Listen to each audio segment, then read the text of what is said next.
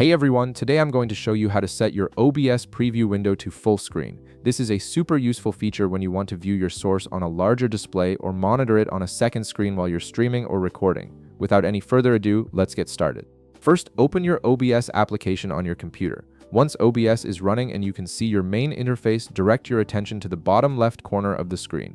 This is where you'll find the Sources panel, which contains all the different elements you're currently using in your scene, like game captures, window captures, media sources, and more. Now, in this Sources section, you'll see a list of all your active sources. Right-click on any source you want to display in full screen. This could be a game capture if you're streaming gameplay, a window capture if you're recording a specific application, a media source if you're playing a video, or really any other source you have set up in your scene. The choice is yours depending on what you want to monitor or display on your full screen preview. After right-clicking on your chosen source, a context menu will appear with several options. From this menu, hover your mouse over the option that says Open Source Projector.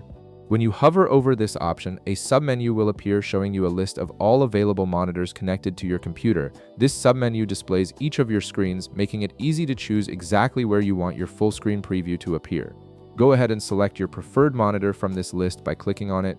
Once you click on your chosen monitor, OBS will immediately project that source to full screen on the selected display.